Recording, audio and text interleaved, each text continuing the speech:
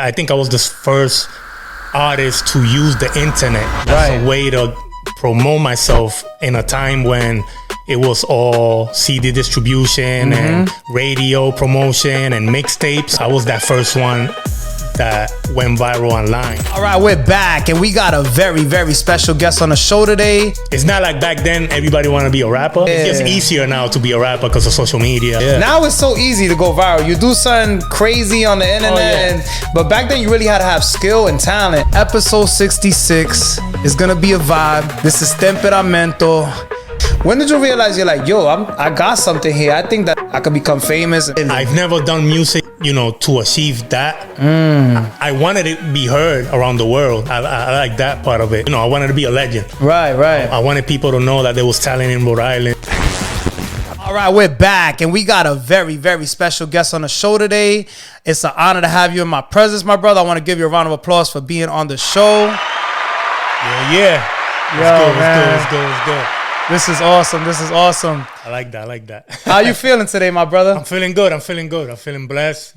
Thank you for having me here. I usually don't do a lot of interviews. I know, I peeped it. Yeah, but I've been watching you and I like the content. I appreciate like the vibes. So I ain't gonna lie. I think I'm gonna be honest. When I first reached out, right, I'm like, I think he's a little hesitant right now. I'm like, I don't think he really wants to be on the show. Not that you didn't want to be, but you're like, I don't know who this person is probably. You know what I'm saying? Yeah. So I was like, let me keep reaching out, man, because I really got to get him on the show. You know what I mean? Now you got me because you say you knew one of my boys. Melvy, shout outs to Melvy Blaze, yo. Yeah, Melvy and Danny, I think. Yeah. So I said, all right. He sent on my way. We're good. This is going to be an epic episode. For those out there who don't know who this is Temperamento. Episode 66 is going to be a vibe. We're going to get into the intro real quick and we'll be right back. Welcome to the Jmack Experience Podcast. This show is for motivational purposes only. However, we will not be politically correct, but our goal is to inspire those who listen and watch the show. Thanks for tuning in. Please be sure to follow us at the Jmack Experience Podcast and email us if you would like to be a guest on our platform at the Jmack Experience Podcast at gmail.com. Peace. Once again, man, I want to give you another round of applause for being on the show. I truly appreciate it. It's an honor, man. Now, I usually like to start from the very beginning, you know what I mean, to get to where you are now. For those out there who are not familiar with who you are, what's your name and where are you from? My real name is Cristian Estremera Ramos. And, people out here call me Temperamento. Word. Grew up in Rhode Island, lived in CF, Pawtucket, the bucket. And I've been everywhere here, but, started my music career here. And, I know a lot of good people out here. Absolutely. I feel like Spanish community, a lot of them in my time, they knew who I was and they have a heart for me and I have a heart for them. Word. And you I'm going to be honest. I mean, I don't want to go too far, but you kind of were like the first, one of the beginning of the people who went viral. Because I remember seeing you on MySpace. Yeah. And I'm like, yo, this dude is popping. You know what I mean? I didn't even think he was from out here until I moved out here. Yep. So, like, it's crazy how, like, now you see him like this, everybody going viral. So you were doing that way back then, though. I went viral before. Like, viral was if you go on Google and see who went viral first, when the word came out, absolutely. I went viral way before that. Yeah. Way before that. I think I was the first artist to use the internet as a way to promote myself in a time when it was all, CD distribution and radio promotion and mixtapes. Right. I was that first one that went viral online and, from Providence to like South America, Europe. Pretty much the whole world. If you think of that, you like global. Yeah, Australia. People were hitting me up from everywhere. So, just for people to know, I take a little pride in that because when I used to tell people I was going to use the internet as a way to promote. I remember I sat down in meetings with Sony and Universal and some of the A&Rs like laughed at me. I was going to say, they were laughing in your face. Laughing at me. They're like, no, this is how we do it. We do radios, we do this, we do mixtape DJs. And I was like, yo, I'm using the internet. I'm using MP3s. It's the future. Yeah, and they at that time, literally, I remember some guy laughed at me in New York. Who's laughing now, right? Who's laughing now? Yeah, I just wish I made that. I just wish I was making all that money from when, Facts. That's wild. That's wild. Now, before, I don't want to go too ahead, but what was it like for you growing up, more or less? I know you had a rough past. For those out there who don't know, again, what was it like growing up in CF, Pawtucket, Providence? How was it back then? Yeah, so, right, even before I came here, the reason I came to the U.S. was because my father was very abusive, right, to my mother, and we ended up coming over here. He ended up committing suicide. Wow, sorry to hear that. But the crazy thing is that my sister had ran away from home when she was 14. Yep. Because of my dad, with her boyfriend. They moved to CF. So when my mother had enough, it was that kid's family from CF that told my mother, just come to the U.S. We'll take you in. Oh, gotcha. Okay. And they were like, Puerto Rican Pentecostal family from Central Falls. The Iglesia. And they took us in. And even till this day, I still got family members in Puerto Rico and stuff. Right. What part of Puerto Rico are you from? From Ponce. Snap. That's Shout out to everybody in Ponce. That's dope. Yeah. So, this family took me in. And to this day, that's kind of like my family that I grew up with. They're not blood, but they're more than blood because they're the ones that took us in. And I believe they, we probably wouldn't be here if it wasn't for them doing that. Absolutely. So let me just get this right. So it was your sister that ended up coming to Rhode Island pretty much? And y'all was still in PR? We were still in PR. She was only 14 when she ran. That's wild. She ran away from Puerto Rico. ¡Qué atrevida! Yeah. But she had good reasons. My dad was really bad. And, when we ended up, he ended up taking his life. My mother didn't want to go back to PR. So we stayed here, grew up in CF. Got you. And with that family, La Familia Moreno. Shout outs to them. Dominici. Like, they know, man, that's family right there. And, we lived in CF on Sylvian Street. I don't know for people in CF. Yeah. Probably the worst street to go to it's right crazy now. Out there? Crazy out there, man. Crazy. Facts.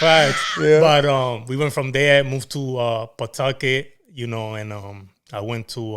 and you didn't know nobody out here, right?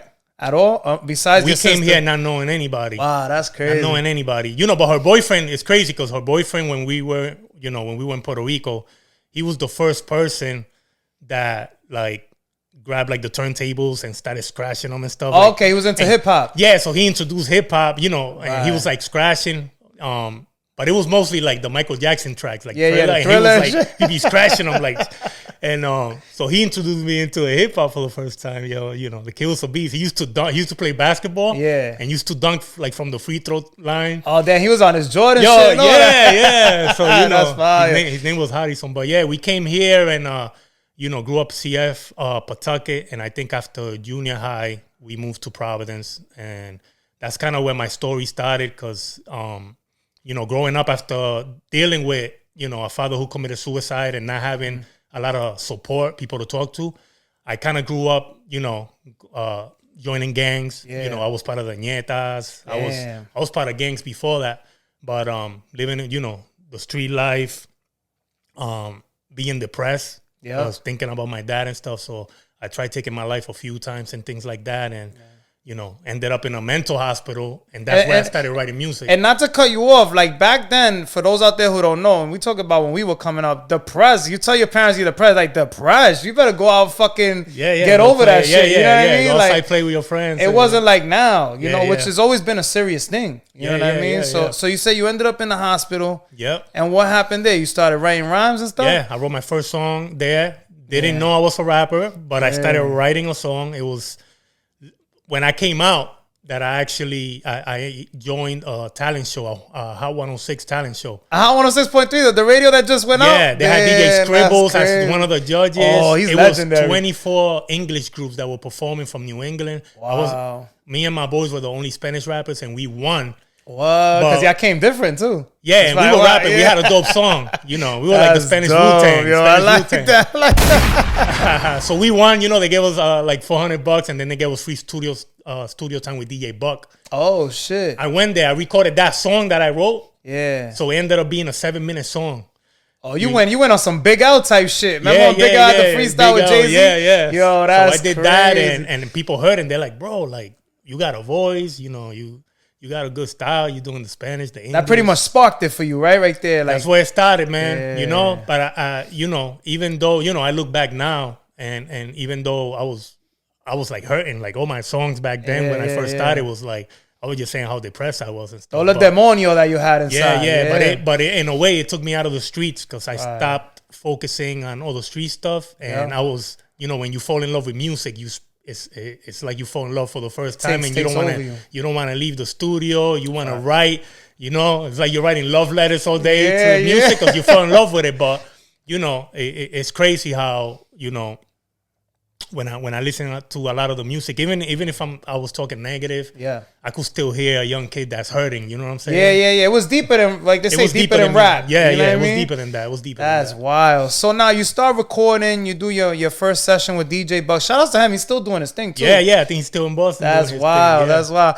And then from there, were you still in the street life and stuff like that? You said you like started steering away from it at this time, right? When you started doing the music. As soon as I started doing the music, it's like I left the streets, still hanging out with dudes from the street. So it was more like if there was any street in me, in reality, it was because of the people I was hanging out. But me as a person, before the music, it was when I was wilding out. Yeah. But music calmed me down. I really just wanted to like... You needed a change more or less, right? Yeah, I wanted to make the music and make an impact. And I respected, you know, I was Puerto Rican, but I did hip hop, so a lot of the Puerto Ricans didn't support it because they did the reggaeton. Yeah. But the Dominicans loved that I was doing the hip hop. So there were so many Dominican rappers in Rhode Island that I wanted them to get heard. Right. That it was like something inside of me that I was like, man, I'm gonna make it. Yeah. Because I want everybody around the world to hear these people.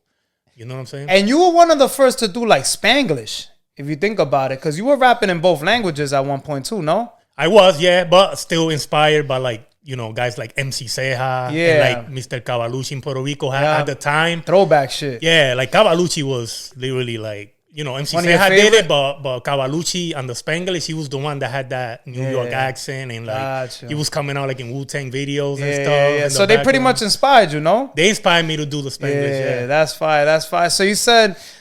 so more or less that inspired. Well, when did you realize it was something that you wanted to do for the rest of your life? Because at this point, you know, you're still young. You're just probably playing with it as a hobby. Like, did you know from that point that you would see yourself doing that for the rest of your life, doing music? Yeah, it felt that way. Yeah. You know, as soon as people start telling you that this is... like, you're going to make it. As soon as they're telling you that, you believe it. You know what I'm saying? And seeing, you know, that when I started doing like the diss songs, you know, like when like MySpace came out and stuff like that, and I started seeing the impact it had, the reaction, people around the world, literally, there was people traveling, coming back like, yo, they know who you are in Colombia, in Mexico, in DR.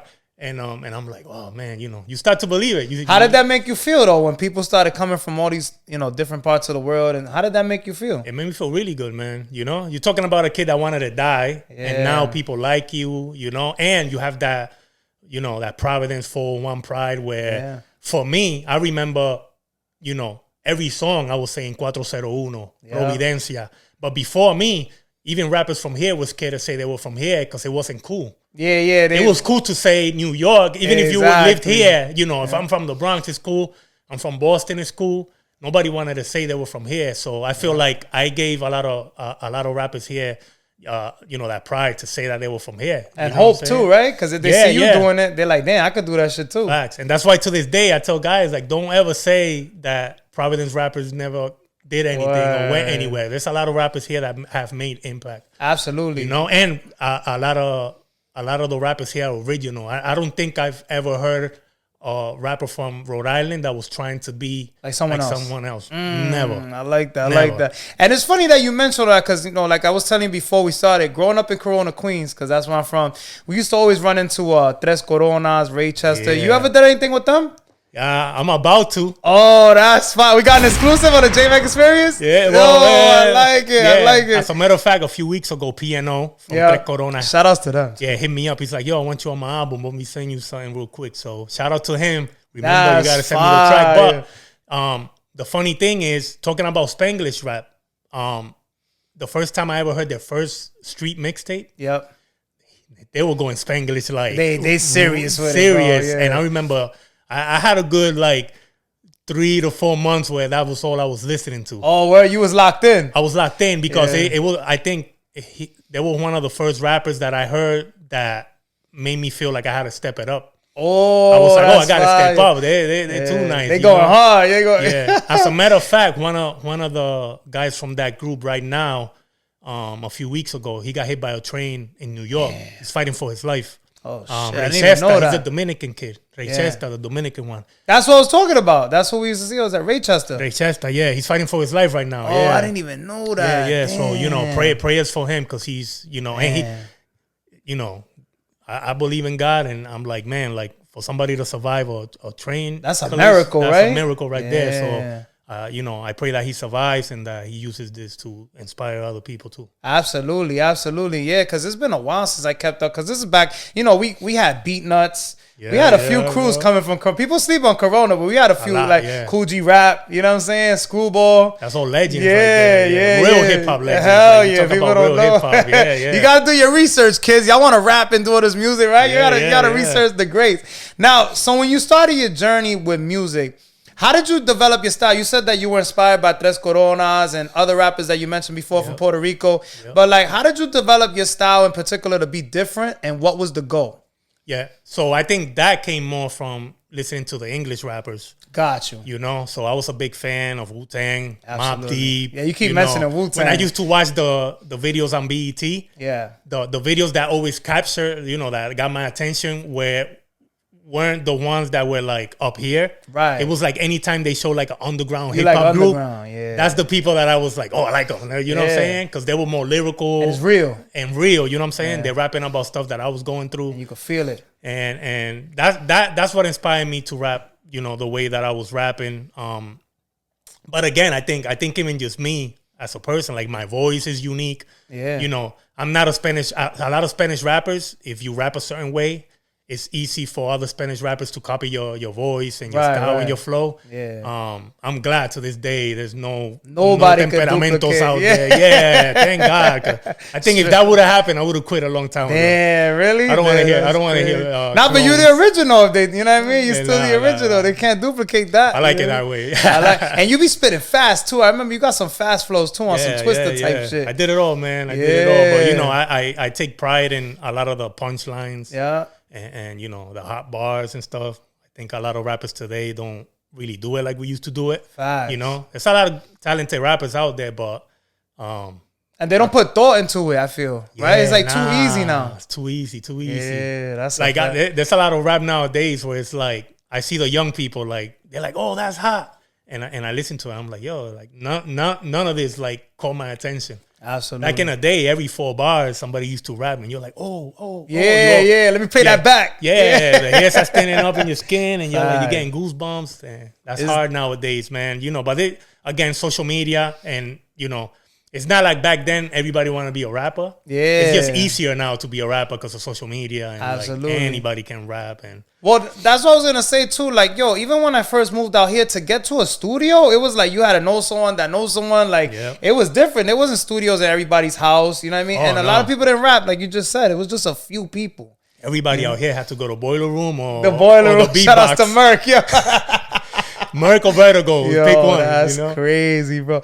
Now, when did you realize more or less? Because going back to the whole MySpace, I know we started that early. Going back to you, like pretty much taking off on MySpace, because you were like viral before viral, as we said. When did you realize you're like, yo, I got something here. I think that I could go. You know what I mean? The whole way, like I could become famous and become a mega star. When did you feel that? Yeah, I don't say like. I never wanted to be a mega star. Really? I've never done music, to achieve that. I wanted it to be heard around the world. I like that part of it. You know what I'm saying? I wanted to change, I wanted to be a legend. Right. I wanted people to know that there was talent in Rhode Island, in Providence. Absolutely. But, the MySpace days is where, it became real because I was doing a lot of songs, like the diss tracks that got a lot of attention. It was like me against the whole industry. Yo, Vico C shouted you out on Malusco. I was like, that's crazy, bro. Yeah. So, back then they wouldn't because I was a threat to the Puerto Rican game. Puerto Rico is probably the most talented place in the world when it comes to music. Absolutely. But, you know, they're the most prideful. Yeah. And they fight for the position. Like if they ever feel they're number two or three, they fight. They want people to know they're number one. Yeah, they started it all, you know, which it's a good thing because they've opened doors for so many people. But back then I was a rapper from out here. And they didn't want to hear it. They didn't want a rapper from over here to make it. You know, you had to move to Puerto Rico to make it if you were from out here. Gotcha. So a lot of producers like Looney Tunes, a lot of people that got famous over there were from out here. Really? You know, Looney Tunes was from Massachusetts. Oh shit! And they were the biggest producers for a long time in reggaeton. They made a lot of hits back in the day. So, but you had to move over there. You know, you had to say you were from there. You had to lie on your bios and stuff to make it. To make it. So I was like, nah, you know, I'm from out here. So you're not a sellout. I didn't sell out. Don't know. Yeah. And there was no way I was going to do it. You know, I like being from out here. And you know, I think in my head, I'm like, how am I going to go over there and lie and say that Absolutely. I didn't grow up in Providence? Like everybody over there knows everybody. Me, you know? Like that's my story. So so MySpace did it. I had, you know, I was blessed to have people around me that were so original. You know, I had a graphic guy. You know, Alvin, who is like to me the most talented graphic guy I ever met.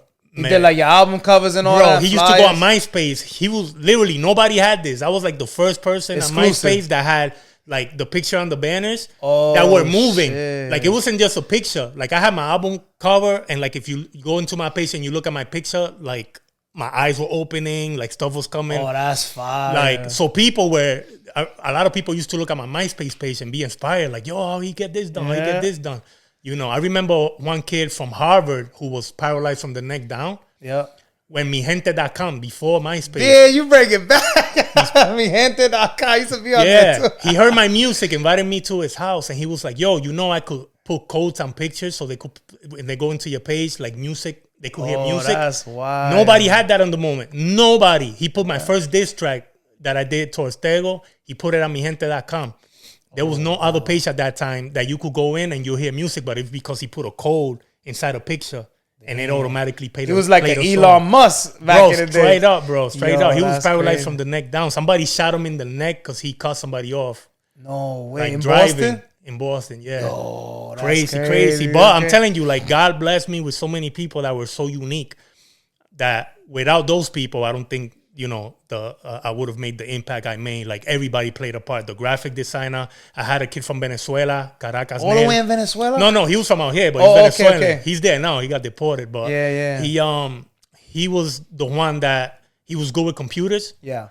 So when he heard me, he's like, yo, like, I can get your music out there. And he was the guy that made it viral because he was hitting people up on, it wasn't even, I think it was MSN, the chats. Oh, he was mass emailing people. Yeah, and his best friend, literally one of his best friends on MSN was Alofoque Music. Oh, when no Alofoque way. was Before like, he was yeah. Damn. So Alofoque was like the one that got it like into the Dominican Republic, and like he knew so many people that are now super big that it was crazy. Like I was blessed with a lot of. You're putting us on to a lot of game because I'm sure that a lot of people don't know these things because this now it's so easy to go viral. You do something crazy on the internet, but back then you really had to have skill and talent. And then, like you said before, do you believe that too? Like everybody you meet and everything that happens in life is for a reason. Of course, more or less, right? I believe God puts people together for a reason. I believe that things don't work out because people mess up on God's plans. But God always is the one that brings people together. You believe that people ruin it for themselves? Oh, yeah. If things don't go right, it's because they messed it up. But I feel like every encounter is a God divine appointment. Like God puts people together for a reason. Yo, that's fine. Now, I know you worked with a lot of people and you did some stuff with Block Royal. Can you walk us through that? Like, what was that movement like? Because they had a whole movement. Oh, yeah, For people that don't know who Block Royal is, they even had, I think they had Akon behind them at one point, right? Yes, sir. Joel Ortiz. Yes, sir. A lot of good artists. You were part of that too, right? Of course. Walk us through that whole movement. Yeah, so I'm actually wearing the shirt. So Screw, this is the guy that started it all. Word. You know, from Jersey City. So he was Akon's road manager, right? Wow. And if you ever look at Akon's VH1 Behind the Music, there's a part in that interview where Akon goes back to this place where Screw got shot and killed because he got killed. And Akon's crying in the interview. Right. Because Screw is the one that brought him out of the street and into the studio. Got you. So that's the beginning of Akon. That's the beginning. Yes, because of him. He's the one that got him off the streets, got him into the studio. When he recorded Locked Up, right? Screw was the one driving him all over the States and 100 deep, making sure he was performing. And one of the things he did, he used to show up to Funkmaster Flex's car shows. 197 stuff. Yeah. And he had, I think that's when he had the song without Styles P. It was just him. Oh, just his own version. Yeah. So he would show one of the strategies, because he was a street dude. Yeah. He showed up to every Funkmaster Flex car show. If it was in Texas, they were there. If they were in Florida, they were there. Oh, so they would show up with the Black Royal shirts, and they would give Funkmaster Flex the CD. Yo, when you get back to New York, make sure you play this. El demo. Yeah, you better spin that. Yeah. So they showed up so much that Flex, you know what? Let me give it a spin. So somebody, in that crew or told them about, maybe you should get Styles P in it. Yeah. Styles P got in the track, and that's when the track blew up. I remember when Screw brought Akon to Providence for the first time. It was in downtown. At Lupo's?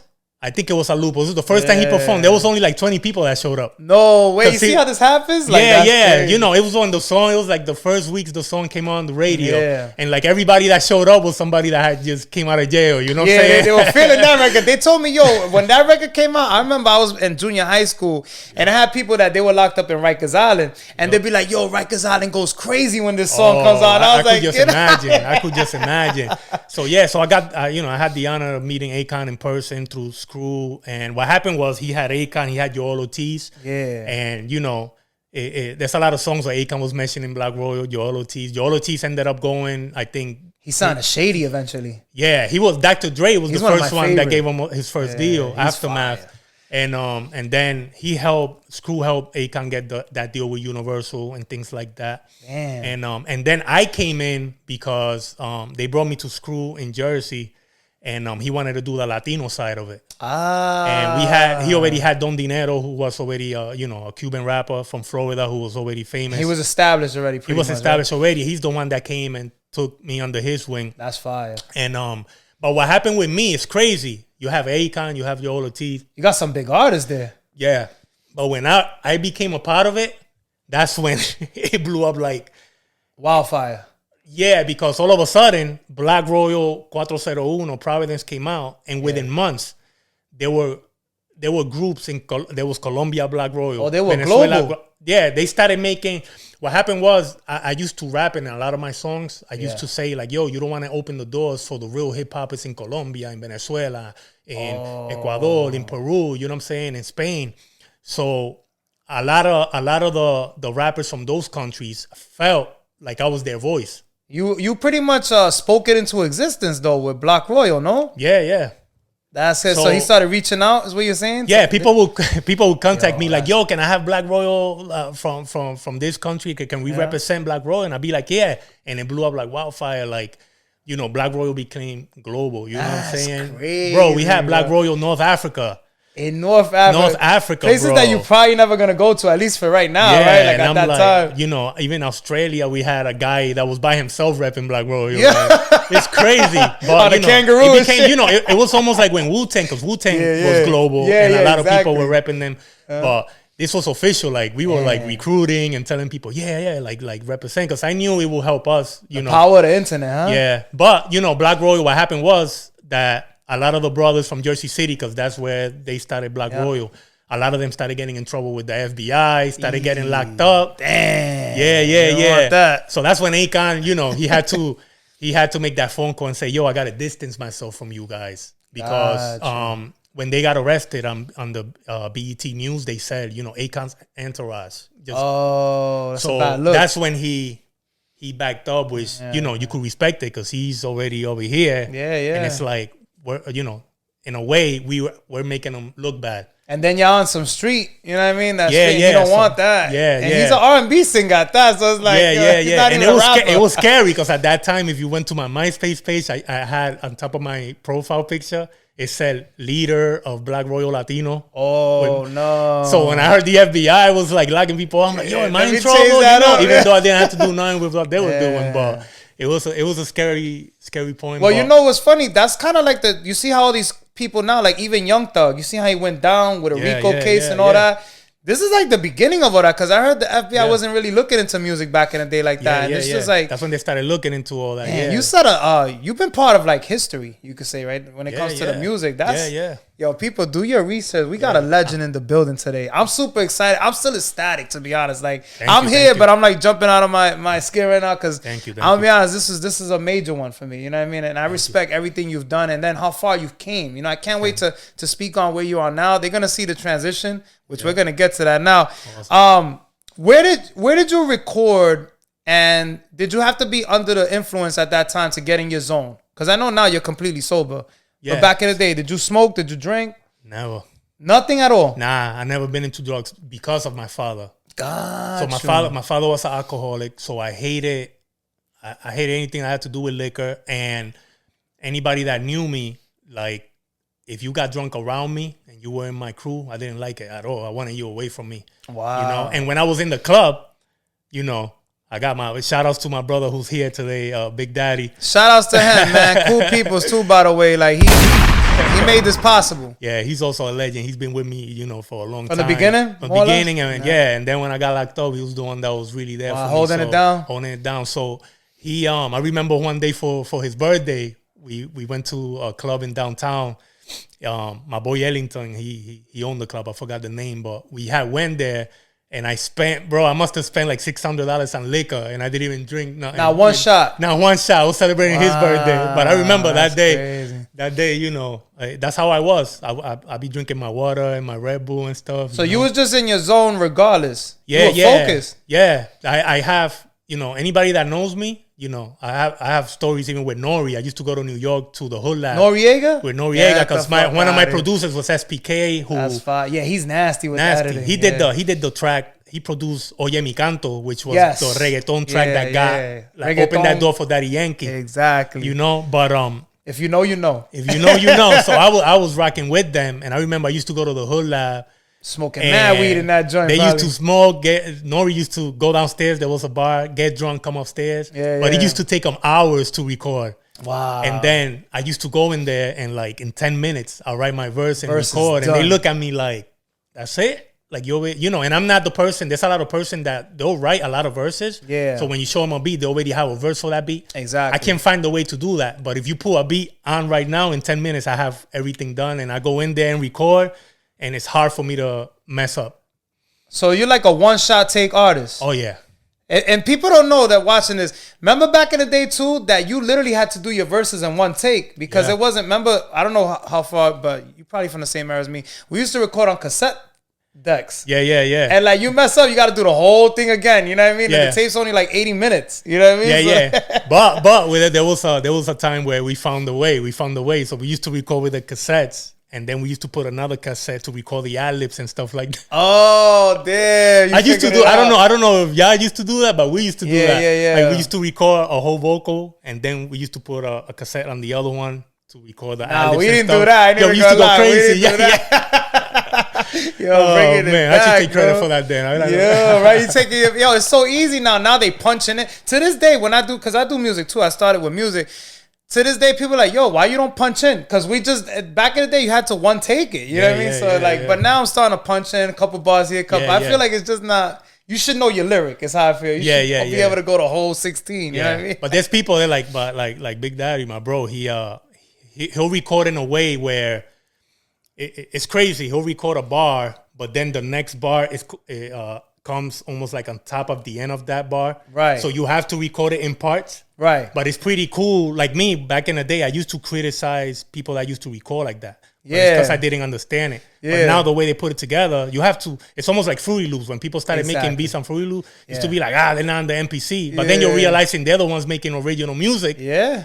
Right? Yeah. Wow, the people on the MPC are doing a lot of samples. So when you look at it, you start to respect people like that because they creativity is really on another level too. Absolutely.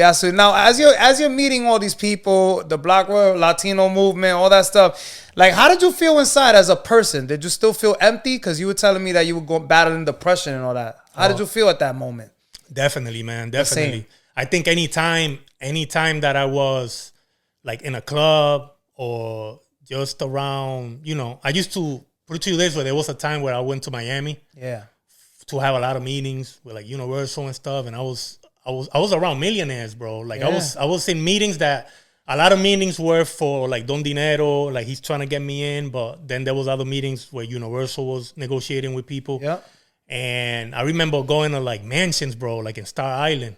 They like sell it to you. Look, you can have this. Not really, bro. Like that's how the movies make me do it. That's how it is, right? Yeah, bro. But you constantly show up, like you'll show up to somebody's house that, you know, I even saw people. Let's say you're a millionaire. Yeah. But you walk into a house of a billionaire, and as soon as you walk in there, they're treating you like you're a millionaire and they're a billionaire. Like they're letting you know right away that they could destroy your life. That one decision, like if you go against them and you don't do what they're telling you, you know, they could ruin your life. You know what I'm saying? I remember one conversation one dude was saying, he was like, yo, like you're a millionaire, but if I make a decision that you lose $200,000 right now, you're gonna feel it like you just lost everything.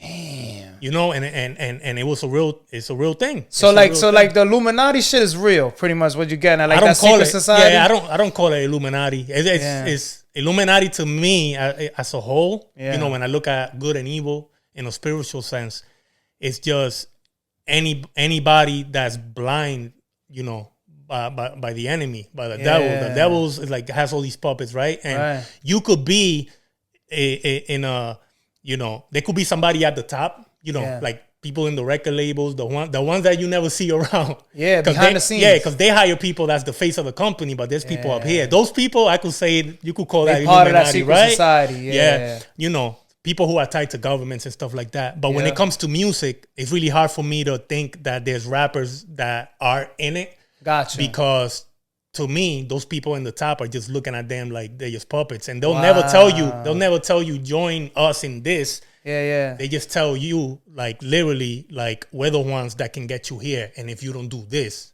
it's you're over. not gonna get it. Yeah, your career's over pretty much. And they you know, they groom you and they bring you in and they make you do stuff you don't want to do. I remember there was a time where I went for 3 days to Hialeah in Miami. Right. Before I was supposed to sign a deal. Yeah. And for those 3 days, all I had to do was voodoo rituals. Really? I didn't want to do them. And I didn't care because I wasn't spiritual then. I was just like, I got to do that. Okay. Yeah. You know? Whatever it takes. I just want this contract.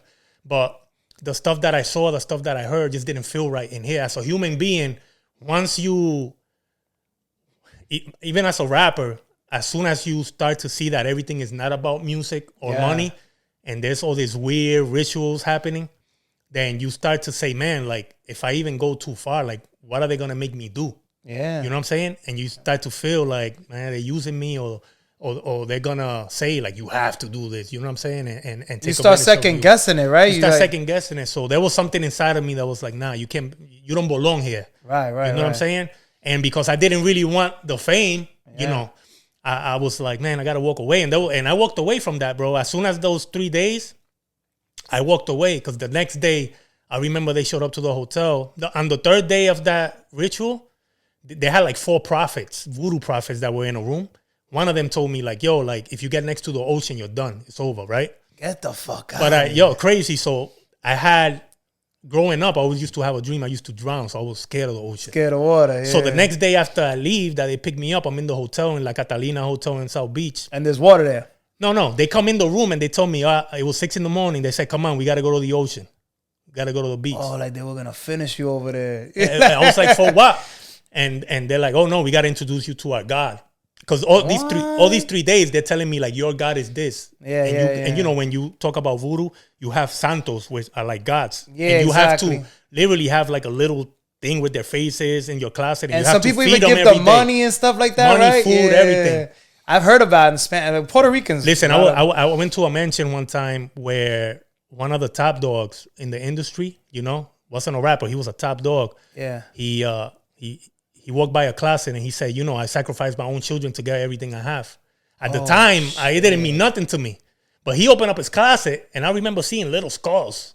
Oh, you know, and he had all this voodoo stuff around it. And it's like, now I think back, I'm like, I hope those weren't like the real like deal, like right? he wasn't talking to me about babies and stuff. So I saw a lot of that stuff, you know. Yeah, this is deep. It's deep. You know, and that's why I don't get caught up with the whole Illuminati thing, because to me, I saw it. I saw a firsthand. lot, and a lot of that just has to do with spirituality and like just people in different, you know, serving different gods. Yeah. And in order to get the fame, they gotta be loyal to that god. And it's like I saw a lot of dark this ain't stuff. for me, man. I'm good. I'm good. I, you know, so I walked away from it. I came back here. I was trying to do it. Wait, hold on. You said that you went to the beach though. You told him no, you wasn't going. I didn't go to the beach. Oh, you're like, I'm good.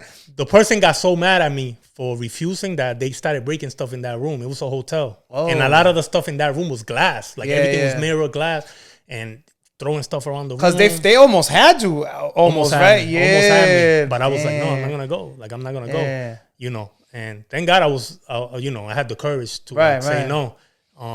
So, you know, I come back to Rhode Island and I started, you know, to do it, you know. On your own. On my own. And it was working out. Yeah. It was working out. Independently. Yeah. I started hanging out with the wrong people and ended up in prison. That's what I wanted to get to. So just one choice could just turn your whole life around, huh? Well, bad decision, pretty much. Yes, sir. Yes, sir. So you ended up in prison. I know you probably don't want to elaborate on that. How long did you have to stay in prison for? Like, what did they give you when you ended up getting locked up? Yeah. What were you looking at? It was for armed robbery. Yeah. Right. And most of the people that got arrested like a year before I did. Right. You know, they got arrested, and I feel like for a year, nobody wanted to like snitch on me and stuff because the whole Black Royal thing, you know, I was doing the music.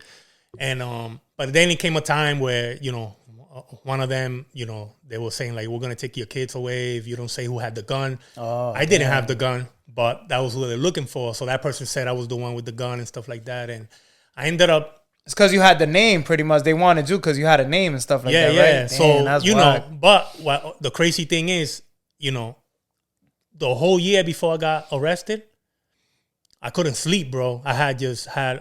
you had like a weird vibe? Well, my son Royal was born, right? Yeah. And I was like, man, like, I know these cops are going to come any day now. Like, what am I going to do? And then...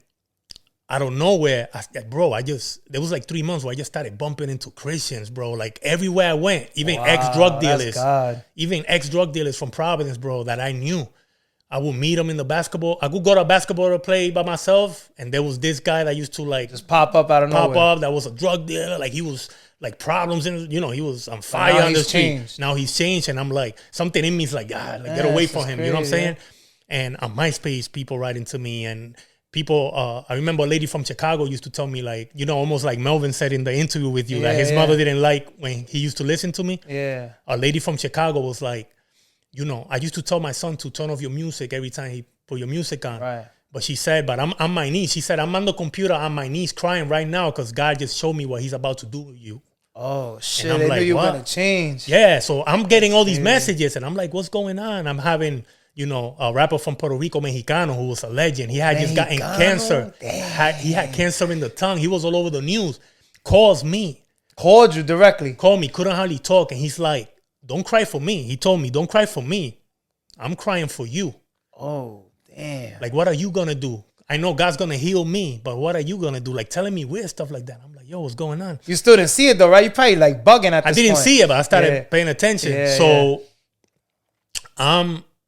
I get arrested, bro, on Mother's Day, May 9th, 2010, right? Wow, so random. Right on Mother's Day, too. The day I go to church. This is the first time I go to church. No. The first day I go to church. I go to church in the morning. I'm walking out. My pastor, you know, still our pastor, holds me by the hand. He's like, hey, let me introduce you to somebody. He saw me all the way in the back. Yeah. Sitting down with my Black Royal chain and braids, whatever. Yeah. And nobody in this church knew me. It was all blanquitos, bro. Yeah. And where was it at? Where was it? It was like, in Smithfield, bro. Yeah. Like nobody could say anybody knew me. This was in Smithfield. They're like, who's this hooligan in the back? Yeah, back when no Spanish people were going to that church. Yeah, fact. That's crazy. But he brings me to the office in the back, and he had like a youth leader, Pastor Marco. He was from Pawtucket, Cape Verdean. Yeah. And I'm talking to Pastor Marco, and he's like, oh, yeah, I just married Shashi. You know, Shashi was a rapper. Oh, Chachi. Yeah, I know Chachi. Yeah, so he's like, yo, I just married him. And we started connecting. And the pastor, as I'm walking out, he's like, hey, let me tell you something. He's like, I feel like I have to tell you this. You know, when you get out of here, hell's going to break loose. but God's going to pick you up. Man, that's wild. Bro, I go home. My boy, Big Daddy comes, and we're recording. At this time, me and him, we're talking about God, and we're like, yo, like, we had a 28 city tour in Europe, right? Starting in Spain. We had everything ready to go. We had paid my passport because I had the child support, so I had to pay a certain amount. Rhode Island don't play with that, so I had to pay everything. Yeah. So I got my passport. We're ready. We have a plan. We have a mission, and we're like, yo, when we come back, like, we could start making more positive music. You know? Oh, yeah, we're about to change. But we got to make this money first. Yeah, we got to get this bag. Yeah. So I get arrested. May 9th, May 17th. You know, it's funny. That's our favorite number. That's my favorite number. That's your favorite number? Yeah, 17. Yeah. So on the 17th, we were supposed to travel and leave. But on May 9th, that's the day I got locked up. He leaves the studio, and all of a sudden, I hear a knock on the door. They caught him outside in the parking lot. They caught him outside? Yeah, because they already knew where I was. I snitched on myself because I was like on Twitter or something, and I put my location. They stopped dropping those locations. Yeah, that's real. That's real. Facts. Nowadays, they'll catch you either way. Yeah. So, you know, I hear a knock on the door. I look at my wife, and I'm like, man, they're here. I knew it. You know the knock. You know the knock. Yeah, it's that rough knock. Like, it doesn't sound like family. Now. So I open up the door, and the whole Cranston police is there, bro. But the funny thing is, anytime ever that I did something wrong, you know, I felt a certain way. Yeah. It was the first time in my life that I felt peace. Really? I opened that door, and it just felt like angels came to pick me up, just like the pastor told me. Like, God's going to pick you up. Like, that whole year that I was sleeping every night, knowing they could have gotten me any day, I felt more locked up then than when I got locked up because something inside of me said, oh, finally. Like, I knew I was going to It gave you like that breath of fresh air. Like, you were always looking over your shoulder pretty much. Yeah, and that's not a good feeling. Yeah, you know? It's worse. So I go in there, and, you know, my first co-defendant, he got 20 years to serve 10 because that was his second robbery. Then the person that snitched on me had 8 years. You know, they got their sentence reduced to give me up. I think what saved me was the fact that as soon as I got locked up, you know, a lot of people were telling me, like, don't tell them nothing. I went in there and I said, yo, I'm guilty. Whatever I get. Like, inside of me, I was like, yo, I deserve this. I just want to get this out of my way so I can just do the right thing moving forward. Estaba cansado ya. All the shit. And I knew that if I would have fought it, knowing I was part of that crime. You're prolonging it too. You know, they could give me more time because they know I'm lying. I'm wasting their money. Exactly. Right? I said, I'm not going to go to trial. I'm just going to plea and stuff. So you manned up. Yeah, I manned up, man. And I got this lawyer who was a crazy dude, man. Crazy dude. I think his last name was Testa. A lot of people know him out there. But, yo, he came through, bro. He helped you out? Bro. I only got 27 months for armed robbery, bro. Wow. So you was probably going to look at like 8-10 years, too, if you would have fought it. Yeah, well, it was my first felony. So I knew it wasn't going to be maybe more than 5 and or that's 4. God right there, bro. God came through, man, because, you know, I remember I go in there and I told God, I'm like, God, you know, give me whatever I deserve. Yeah. I just know that I'm gonna serve you. Yeah. When I'm out of here, you know? So you already had that emotion in your mind. You knew you wanted to change completely. Yeah. All these people that kept appearing, you know, kept coming into my life talking to me about God. Yeah. Maybe I wasn't listening to them. At the moment. But when you hit rock bottom and everything, you know. It's all clear now. Yeah. Now you're starting to remember, like, man, he was telling me this, he was telling me that. You know? And you don't feel like, you know, I could have changed or whatever. You just know that they were there for a reason. They were preparing me. Yeah. You know? And I think if I never got locked up, maybe I would have never changed. You know what I'm saying? Yeah, you would have kept on. Yeah. So kept trying your luck. Yeah. So I feel blessed with the journey. I feel like God was with me the whole time. That's it. So this is what I wanted to speculate, because I did see something that you said that while you was locked up, right? People knew who you were, so they were treating you like a certain way. Yeah. And then one day you said that you was in your cell, and that one of the correctional officers came, and like that was the beginning that really, really sparked it. Can you speculate on that? Like what really happened? Because that kind of hit me when I said, damn, that's deep. You know what I'm saying? Like, yeah. So you know it's crazy. I get sentenced, and in intake they only had like Catholic services downstairs where the priest would come. So I get sentenced. I told God, I'm like, as soon as I go to minimum, right, I'm gonna look for a Bible study. Yeah. The first Bible study I joined, I don't know if you know Crook Rock, of course I know Crook Rock. Organic Vibes, man. Shout out to him. I gotta get him on the show too. I've been you have. If you want to know where this all started, started with him too. that's the guy you want to talk to. Yeah, really? Okay, we gotta get. People say Temperamento, but where Crook Rock, you giving him his flowers. Locally, his group was the one that inspired me because they were the first group I ever saw performing in the Dominican Festival. He had a group called La Mala Suerte. Oh shit! And they were doing the Spanglish too, really nice, But Crook Rock, he played a big role in my thing too because we went viral one time doing a Dominican remix to one of Mike Jones' songs. Oh, so that the back then it blew up in Washington Heights, bro. This was like the anthem in Washington Heights for like a year, bro. Like everybody crazy, loved that song. So a lot of history, man. Yeah. So I go to my first Bible study, bro, and it's Crook Rock's mom. Wow, out of all people. Yeah. And I remember that I used to go to her house and she didn't like me being there because it was me, bro. I remember doing a block party one time that she did. And I'm over here swearing and rapping, whatever. And, I look back now, I'm like, man, what was I doing? But, But you was young, you know what I'm saying? Yeah. But, mothers like that, they're more happier that a person like me is around them. You know what I'm saying? They knew I was safe around them. Right, So, shout out to all the moms that take care of other people's kids, But she was the first Bible study. And then I started going to different Bible studies. So I was already reading the word. I was falling in love with God. But one day, it was December 5th. And 2 days after my birthday. Yeah. So I'm in there, and the guys in my cell, they're talking about aliens in the Bible. They're like, yo, there was aliens in the Bible. And they talking some crazy stuff, right? And Officer Brown, right? Correctional officer, he's retired now. He walks in with his phone, and he's acting like he has like a fake demon detector app. Yeah. He's like, oh, I'm detecting some demons like on my app. He was like, what are you guys talking about? Talking about aliens. And all of a sudden he turns around, looks at me, bro, and starts speaking in tongues for those who been to Pentecostal churches. Well, the pastors always do that. Yeah. So, he starts speaking in tongues, and I'm like, what's going on? And all of a sudden he points at me, bro. This guy started telling me things, bro, personal stuff that nobody knew. Yeah. Like calling people by name, like saying, bro, that nobody knew. Stuff about you. About me. He was even mentioning like names and stuff. And I'm like, what's going on? How does he know that? How does he know that? And I just fall to the floor, bro, and I'm weeping. I'm weeping because I knew I was reading about Jesus. But something inside of me told me, you don't know him yet. Yeah. When are you going to invite him in? Yeah. So when that happened to me, I looked at him and I said, how do I know? How do I know that I can give my life to him and that he's going to have my back? And he told me right there and there, he said, all you have to do is, he said, look around. You see all these people here, right? There was people laughing at me. Bro, when I first walked into prison, everybody loved me. Everybody loved me. Showing you mad love. There was people laughing when I was crying on the floor.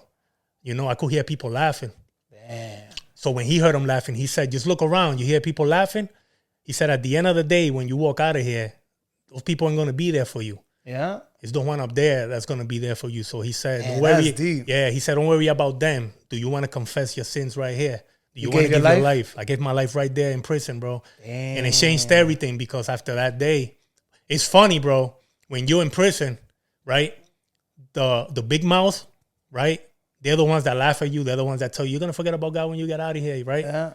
But the murderers, the guys that are ready to get out that door, that have been there for 25, 30 years, they're the ones going up to you saying, I'm proud of you. And they encourage you. Yeah. They're like, you're making the right decision. I wish I made your decision before I did what I did. So it's funny how that works, It's like the realest dudes, right, in the streets are the ones that are giving you the advice. Giving you the game. Yeah. Because they always say the people who bug, they never do anything either. You know how they say? They really haven't paid the consequences like that. They go in and now they think it's funny. I used to remember guys going in there smiling because, they knew they were doing 3 months, 6 months. Yeah. But do 25 para que tú veas. 25. Ahí tú vas a estar llorando. Yeah. Te va a dar duro. Yeah. And I seen a lot of that. I seen a lot of guys go. I seen a lot of guys. So there was guys that were going in there, that as soon as they knew I was a Christian, some of them would come up to me for prayer. They're like, yo, like I'm having heart surgery. They're saying I got 90% chance of dying. Like, can you pray for me? And bro, there was like miracles happening in the prison. They'll come back like, yo, I'm alive. Like, and this is where you start believing more. I start believing, bro, because it's like you're in the darkest moment. But it's like in those moments where God really reveals himself. You know what I'm saying? God's not here to just give you everything you want because it's his life. We're going to suffer through it. It's a rough ride. Right. But when you're in darkness, man, and you open up your heart to him, like, you'll see some stuff, man. There was a guy that was like, yo, like, I got court tomorrow, right? And I have all these charges. They're going to give me all this, but I have a baby at home, and can you at least pray? And I remember, bro, the first prayer I ever did in prison, I was like, God, like, do everything possible for him to go home to his baby. Bro, this guy came back at 3 o'clock.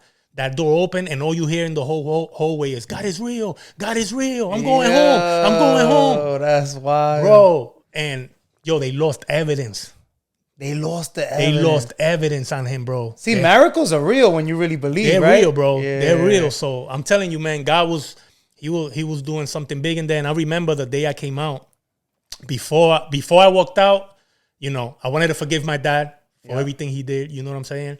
And I wanted to be free of everything. You needed closure. Yeah. So I was like, Dad, like, I love you. I forgive you. You know? I walked out, and I remember telling my wife, like, I want to, bro, like, everything buy it white, like a white hat, white hoodie. Like a santero. Yeah, because that's true. Yeah, when I like the P. Diddy parties, if anyone know, right? No Diddy. But I love it. Yeah. But so you wearing all white? When you first get saved, because when you first get saved, you're like pure. You begin to think you're better than everybody else. Yeah. Right. True. That's the first stage of Christianity. You come out and you want to preach to everybody you see. You're not doing the right thing. You should change your life. You should come down to the church. It's not a bad thing. Yeah. It's not a bad thing. People take it the wrong way. Yeah, they take it the wrong way. I'm one of those people. I don't like to feel pressured. No, definitely not. And I always say sometimes that's good, because I always say, like, the first guy who ever talked to me about Jesus was a guy from MySpace from Jersey. Yeah. And he was a street preacher, so he didn't believe in going to church, but he used to always be in a corner telling people, repent, you're going to go to hell, right? He's one of those guys.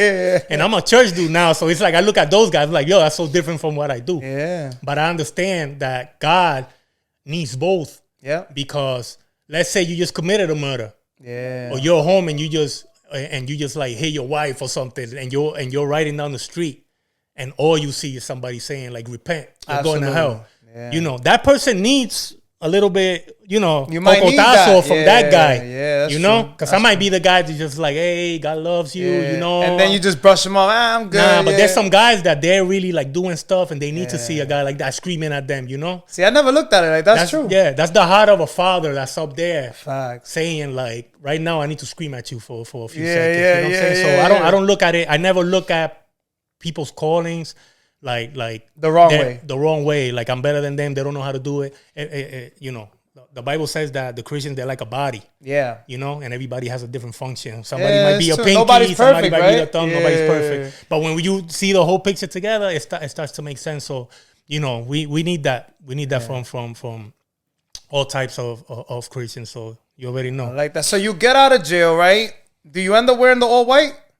No, I end up wearing the all white. I remember, so I wear the all white. I'm over here thinking I'm super religious, right? And I go home, I throw away all my clothes, like any clothes that has skulls. Yo, that's funny. I know people that like, you shouldn't wear that, has a skull. And I'm like, what do you mean? So now I don't buy clothes with skulls, I'm gonna be honest. It actually grew on me. I'm like, I don't think I should wear that. They got you. You throw it all away, all the clothes. Yeah. You saw me coming today with drinking a Monster, and somebody will tell you, yo, that's the man. Because what happens is, again, you fall in love with God so much that you just become radical for a season. It's like that honeymoon stage, right? Yeah. Where you want to get rid of all of that. I remember throwing out all my CDs, which I regret now. I regret, because I could go anywhere and tell people this is what I used to be and show them. Yeah. So you have none of your old recordings and none of that stuff? I threw everything away. Like, if I show up to a room and tell people, like, I'm Temperamento and I made all this music, I have like almost nothing to show them, because I threw away the evidence of that, right? No. But again, and there was no external hard drives and none of that. Yeah. Damn. Yeah, so I come out, and I go straight to the hotel, because my manager at the time, Sway Mendez, shout out to him. He's from Providence. Shout out to him, man. Video director who's respected in the industry. But he brought me to the hotel so I could get my first haircut. He wanted me, make sure that I look good coming out of prison, going to my mom's house and stuff. So, we did that. I sit down with him and I tell him, yo, I'm not going back, because he had record deals open up for me. There was people, that was like Rick Ross was going to open up the Latino, he did. Yeah, but I was one of the artists. Big Daddy was one of the artists that they were interested in. So he was making a lot of moves, but I come out and I sit down with him and I'm like, Sway, I'm not You made up your mind. I made up my mind. Did you ever feel like you was going to go back to your old ways at all during this transition? Like when you got out? No. You honestly didn't feel that? It took me I was living, let me say this right. So when I came out, lived in Pawtucket for maybe a month or two, moved to Coventry, right? Bro, it took me about 3 years to go back to Broad Street. Wow. So that's why you didn't even want to cross paths with anybody doing anything. Nothing. And I remember the only reason I went because I was filming an independent movie that I did with my boy Orlando Santos and Lowe's, rest in peace, Lowe's. Yeah, rest in peace. We were doing a Christian movie and we had to film it in Providence. So this is the first time that I go to Providence. And I remember we're going down, the clubs and I see the lines and, and I'm seeing all these girls in the lines. Yeah. And back in the day, I see the line and I'm like, oh, the girls, right? Yeah. Bro, I saw the girls in the line and I just started crying. For them? For them. Wow. Because I'm like, man, they're going to get taken advantage of. Like, they don't know what they're looking for love and they know they're going in the wrong place. And I started crying, bro, and it really hit me, But at the same time, you're religious. You don't want to be around the people you grew up in or the people in the streets. But I remember one day I'm filming, right? I'm in the corner store, I'm filming, and I remember one of the most dangerous dudes that I grew up looking up to, right, sees me. Something in me is like, oh, I don't want to see this guy. Oh, what's he gonna do? What's he gonna say? He's gonna make fun of me. I'm next to a pastor, right? Yeah. Bro, this guy gets out his car in the middle of the street, gets out, runs up to me, and gives me the biggest hug, and goes like this. He's like, Temperamento, I'm proud of you. Damn, bro, and it hit, right? And that's when I learned that the reason God brings you to this place is that you can, extend your arm and reach out to them. Because you was avoiding it for a while. I was avoiding it. And now you had to go because you was doing the documentary. I had to. But it was a process. Yeah. If I would have went too quick, I probably would have ended up going back. To your old ways. I like that. God had to prepare me and put me around the right people. So now, were you thinking of doing Christian rap this whole time, or you just was done with music in general? Like, what brought you back to rapping again? Because you say you got rid of all your music. Yeah. Were you contemplating, like, you know what, I think I want to do rap, but in Christian? Or it took a while for you to get to that? Yeah. So, first thing I did was the albums that I dropped, you can't find them on platform, nothing. When I first came out, first thing I did was I had TuneCore. I took them all out. They didn't want nobody listening to my stuff. YouTube, I couldn't fight with it because a lot of fans put my music up. So this day, it's like, even on Wikipedia, I'm like trying to convince people, like, bro, you got the wrong information. Like, I just dropped like 5 albums last year. Can you add them to it? They don't care. So, I'm going through this process, and I'm just like, yo, like, I don't want to do music, but like once a year when I first came out, I'm dropping a song or a video. Right? You can't help it because you like to do music. Yeah, but it was like, but it was any time that I felt God was speaking to me and He wanted me to do a certain thing. Yeah. Well, on God's time. On God's time. Yeah. So that's what I was doing until one time with the guys in my church, right? We had a ministry called a setup ministry. This is the ministry that they show up early in the church and they set up the church, right? But a lot of the guys that were coming in were guys that were fresh from the street, right? So we're hanging out. I'm hanging out with these guys. I already got a few years in the church, right? So I'm taking them in.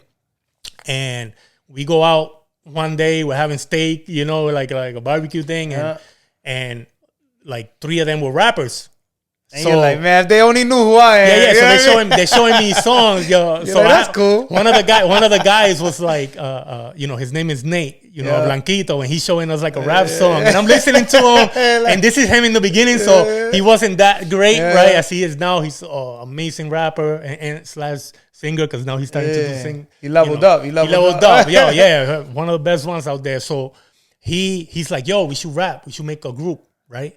They knew you was rapping though back in the day? They knew who I was. Oh, they knew who I was because I shared my testimony. And as soon as I started in the church, like the 700 Club, who's a famous national TV program for Christians, they came from Virginia and they interviewed me and my story came out. So, they're like, wow, like you used to be famous. Like people know you, right? So, they're like, yo, we got to start a group. And I was like, nah, that never works out. Groups never work out. Nah, they really don't, though. I still say that. That's a fact. So, we made the group, but I told them, I said, I'm not doing this group for fame. Yeah. None of that. Like, I'm going to use it as a ministry. Like, if it's going to help me like disciple you guys and help you guys grow more in Christ, then I'll do it. To spread a message, more or less. Spread a message. So I remember we did that. I hooked up with my boy Tony Biz. Shout out to Tony Biz. Shout out to Tony Biz, man. Yo, Rhode Island, everybody knows each other some way, somehow, right? That's crazy. So I reached out to Tony Biz. He's fire with the videos, yo. Yeah, in the studio. So Tony Biz was like, yo, record the whole album in my studio. And I think it was like in 3 months we did a whole album together.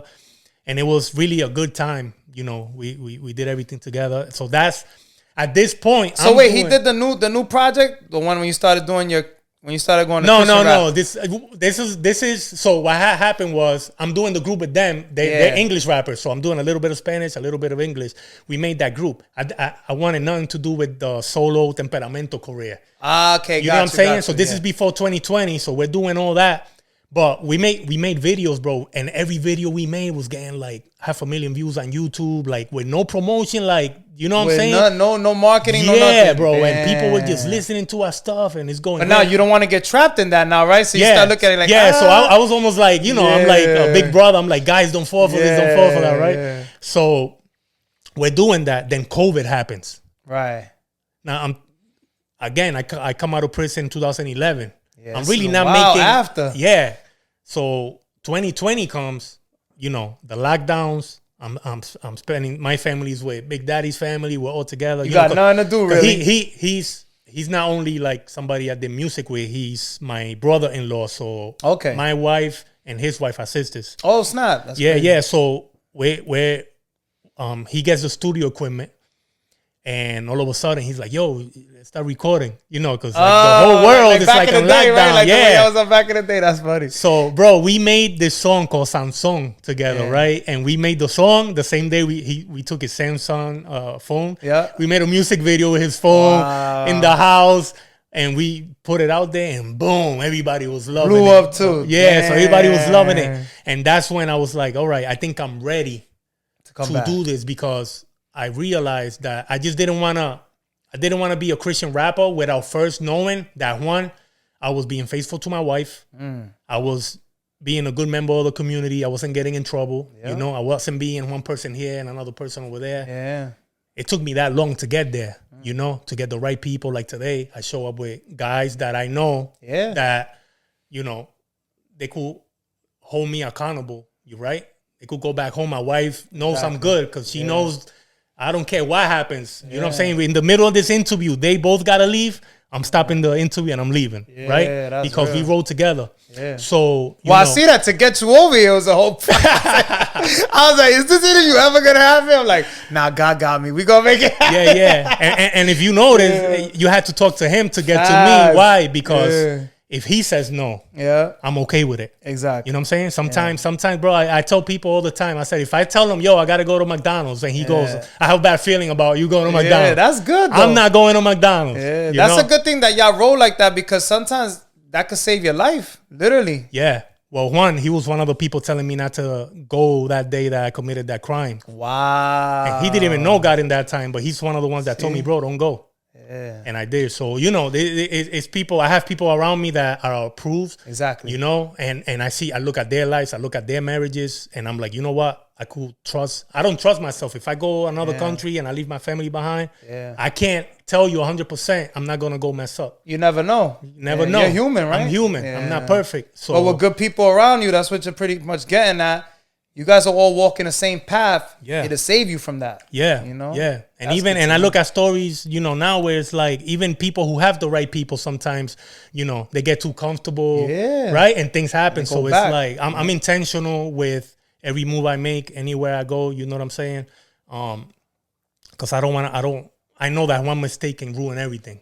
And I don't want that. Now, not to cut you off, like we covered the music, cover the past. Now I want to get to what you're doing now. So people pretty much sleep on Christian rap, and they got Christian music for everything. They got Dembow Christian music. They got Bachata Christian music. I was like, oh, this is pretty dope. So now, where do you record at? Do you still record at home or, you know, with your peoples, or do you have like a specific studio that you go to, and what church do you attend? Awesome. Yeah, so we have our own studio. So it's at the house. So it's called King Silla Studios. Nice. I like it. Right? So we do all our music there. You know, all our vocals are recorded there. I have people in other countries to master them, make the beats and stuff like that. You still hit up Tony Biz? Tony Biz still. I haven't hit Tony Biz in a while, but he did my last album. Oh wow, yeah, look at that. He's dope. Yeah, you gotta hit him up. Yeah, but definitely he's somebody that if I needed to, he's one of the first people. Him, Merck, Vertigo, anybody, any one of those guys. So you send it out to get mixed and mastered. Yep. And then what church do you attend? So I go to Legacy Church. It's in Warwick. We are, our church started as New Life in Smithfield. Right. And what happened with New Life that it's so many people were coming to the church that we had to open up campuses in Fall River, New Bedford, Providence, East Greenwich, and now, we're in Warwick. That's a blessing, A blessing, And then it came a point where, each pastor was trusted to kind of like do their own branch, So like our church now is called Legacy, but it's still under, all those other churches and stuff like that, some of the same pastors. So, we've been blessed, bro. I know talking about church is different for a lot of people because a lot of people have been hurt by certain churches. But in my experience, the church that I'm a part of, man, I could tell you, man, like a lot of these people, bro, they're so real. Yep. I'm talking about the 4 pastors that started it are still, still serving the Lord. They're still married to the same person. Their kids are all in the church. So I've been able to say, you know what? Like, put it to you this way. Church is family, right? Exactly. And if I tell you how many times I got offended, even with my pastor and other people in the church, I would have left a long time ago. Yeah. Because absolutely. family, you hurt each other's feelings a lot. You're family, you're human, you're not perfect, right? But I thank God that I've stayed, stuck around because I've seen God move in everything. I've seen that sometimes there's problems happening and God wants to use you to be the solution and to help people heal and stuff like that. So I think my thing was that my whole life I was running from girl to girl, from house to house, relationship to relationship. And at some point, we all been there, man. At some point you have to say, you know what? I'm tired of this. I'm tired of this. I'm only feeling pleasure for what? For a few minutes. Then I'm still going to sleep saying, what am I doing? This don't feel right.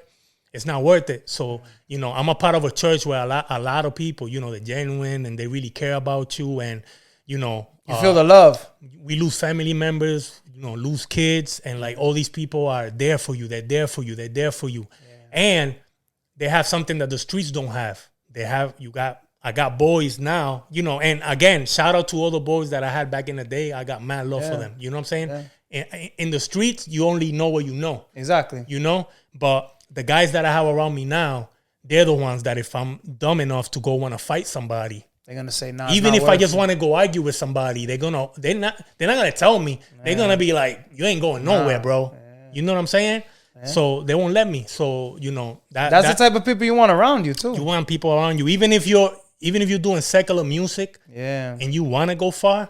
If you don't have those type of people, you're never gonna make it, or you're gonna find yourself, in lawsuits and going to jail for stuff that other people around you did. I remember. I was in Florida one time, and one of my boys was talking to Daddy Yankee on the phone. Right when Daddy Yankee was traveling the world. And even he changed his life. Yeah, but even back then, he was probably the only artist or one of the only artists that were doing the things the right way because he wasn't with an entourage. Everywhere he went, he had the right people around him. He knew that he had to be careful because if one person in his crew messed up, it was on him. It was his fault. He even stopped dealing with Nicky Jam. Because you see the whole documentary. That was crazy. I was like, wow, because he was really on the right path. Do you believe he's truly changed, Daddy Yankee? Of course. Yeah. Of course. Yeah. Sometimes I look at stuff, I'm like, I don't know if people are doing it because they're famous now. Like, but I guess to each his own, right? It doesn't have a time frame of. No, there's no person that's gonna come from that world into this side just because they think it's better for them financially. That's a lot. Let's push that out of the way. That's never going to happen. What we notice is that they're still not perfect. They might not know a lot about the word, so they'll do interviews and say stuff that's not even biblical. But it's because they don't really know. Exactly. And a lot of times it's because you become a Christian, right? And some churches, right? All of a sudden they're like, oh, can you come preach at my church? Like, no. They just force it on you, kind of, right? Like, not force it, they think just because you're famous and you say you're a Christian, 2 weeks later, you could be up there talking about God, not knowing that you need to grow. Yeah. Spiritually, you're just a baby. Somebody's got to teach you how to be a real man in a spiritual sense. Like, it takes a long time. So, you know, I never look at anybody that comes this side. I already know, like, they're going to get criticized. A lot of Christians are going to be criticizing them. But it's because they don't know any better. They just came from imagine being him. You're making millions of dollars. They're like, yo, come preach at my church. Yeah, and they're like, yo, come preach whatever. The only thing I like about him is that he already he's lived a life of integrity for a long time. Yeah. Because he knew the Lord way before he accepted him. He always says gracias a Dios and all. No, but he's not saying it. Like when you looked at the way he lived his life, you knew that he was real about his integrity and people not messing his image up and stuff like that. He's a stand-up guy. He's a really good guy. So I don't have a problem with him preaching at churches because he already he knows the word more than a lot of us. Yeah, that's a fact. Even before he became a Christian. So, but but there's some rappers that you see them, you'll see a Christian rapper, a new one that was from the world, and you'll see them on Instagram smoking a blunt or something. Yeah, you're like, you know what I'm saying? But people like me, it's like, all right, whatever. You'll learn the hard way or something. Right? You know what I'm saying? And you're playing with God at this point. You don't want to play. Yeah. Like, he'll grow out of that, because at some point when you invite God into your life, you could keep going back to darkness. But at some point inside, you're going to be like, I don't belong here. What am I doing? And that's the worst feeling. Like knowing you did something that's going to hurt God's heart. That's not a feeling you want to feel as a Christian. Now, speaking about all this, like I gotta ask, because especially because now you're in, doing your thing. Have you ever considered becoming a pastor? No, you don't want to become a pastor at all. No. What's your favorite verse in the Bible, and how does it get you through certain situations? Yeah. So to answer the first question, the only reason why, because a lot of people see it in me and they tell me. Yeah, that's why I'm like, wow. Maybe when I'm an old man. You never know, right? But I'm so sure of my calling. Yeah. I feel like God called me to be an evangelist. Okay, gotcha. Right. That I don't see myself doing that. Right. An evangelist is like through the music. I'm evangelizing. Okay. To inspire others in another way. Being here today with you, I'm talking about the word. I'm talking about God. Right. One of the reasons I came was because I know that you need to hear this stuff. Facts. You know what I'm saying? Everybody does. So it is my calling. This is what I've been called for. Yeah, you know what I'm saying? I like that. And then your favorite verse. My favorite verse. So my favorite chapter, John chapter 6. My real name's John. Look at that. See? Yo, that's wild. Now the interview's about you. See, now I want people to know the interview's not about Temperamento no more. That's crazy. So John chapter 6. It's funny because the first time somebody talked to me about God, I said, I'm the guy that disses all the rappers, right? And I talk bad about God and all that. And he said, do you know who Paul is, right? From the Bible. And he starts telling me that Paul, the Apostle Paul, he used to kill Christians. Oh, I heard of that. Yeah. But on his way to go kill Christians, God knocks him off a horse and he's like, why are you killing my people? Yeah. But then he, a third of the New Testament was written by him. Right? So the guy's like, bro, like everybody hates you. You're dissing everybody. You're trying to kill rappers, right? That's the same thing that happened to Paul, but look what happened. God wants to use you to show other people that he can use anybody. I remember him telling me, he's like, so you never get prideful. He's like, you're like a piece of garbage that God's going to use to clean other people's lives up. He tells me that, and until this day, it sticks with me. Because you never want your head. You never want to feel like you're better than anybody else. Absolutely. But anyways, John chapter 6. I'm gonna have to read that. So this is a lot of people have heard this. So Jesus, right? He's chilling with his disciples, and he sees 5,000 people come his way, right? Yeah. It was really more than that because in that time they didn't really count the children and the women and stuff like that, right? Oh, so a lot of people were coming, and he feels compassion. So he tells his disciples, he's like, "You got to feed them, right?" So they're like, we don't have enough. So this is where they multiply the loaves and the bread and the fish. So everybody eats, right? Yeah. Everybody eats. But a lot of times you don't hear what happened after that. So what happened after that was that Jesus realized that the people were only there to get fed. Right? Gotcha. He realizes that. So you read after that, that chapter, and you realize that he went up to a mountain to hide from them. Because he's like, these people want to use me. They're not here for God. They're here because they want me to be their king, their earthly king, and give them all everything. You know what I'm saying? At this time, they thought Jesus came, to cause a revolution and overthrow the government. But he was the Son of God. So he comes, he hides in a mountain, but they're hungry the next day, so they're looking for him. When they find him, he turns around and he tells them, "You're not here because I fed you. I mean, no, you're here because I fed you. You know, not because you're not here for me." And this is where he starts preaching this crazy word where at the time they didn't understand. He said, "You have to eat of my flesh and drink of my blood in order to have eternal life." You know what I'm saying? Yeah. They were hearing it, but they thought he was talking about straight up eating them. Right, you know what I'm saying? Right, yeah. And but once they realized that he was calling himself, God, a lot of them got offended and they left. They all walked away. But at this time, there were so many followers that he had, right? They all come in, the 5,000 people, right? All of a sudden, he preaches the truth. And who's left? The 12 disciples. Wow. Right? So they're the only ones that are left from thousands of people that were praising him and whatever. The 12, right? And he looks at the 12, and this is where he looks at Peter, who was probably the most imperfect one of all of them, right? Isn't this the time he tells him, "You're probably going to stab me in the back"? Or No. This ain't that time. Right. So he goes, he looks at him and he says, "Aren't you going to follow them too?" Right? He put Peter under a lot of pressure. Right? He's the one that denied him, but he put him under a lot of pressure. He looks at him and he said, "You're going to follow them too." And Peter looks at him. It's my favorite verse. He looks at him and he says, "Where am I going to go?" That's my favorite part of the Bible. That's all he said. Where am I going to go? Yeah. Why? He knew that without Jesus, he was lost. He was lost. So I use that verse as a reminder that if I go anywhere, if I walk away, if I get mad at my wife and I go somewhere else, right? Yeah. Like, where am I going to go? I'm already gave my life to this guy who I truly believe in, and I follow him, and it's like, where am I going to go? Anywhere I go that he's not involved, I'm lost. You know what I'm saying? I remember one time I told somebody, I was like, they were like, "Oh, do you believe in God?" And I was like, "Oh no, I'm trying to find myself first. I'm trying to find myself, my own happiness and stuff." And they were like, "Oh, you got to find yourself. That means you're lost." I'm like, "Oh, right." That was a punchline right there. Yeah. Bars. That's bars right there, man. So, now, it's true. Looking back at your journey, would you have done anything differently, or do you regret anything that happened in your past? In my past, I can't say. There's a lot of things I regret, of course. But again, I know how God works and how life is. Yeah. You know what I'm saying? And if I didn't go through what I went through, if I didn't make those decisions, I wouldn't be here. You know what I'm saying? I wouldn't be the person that I'm here.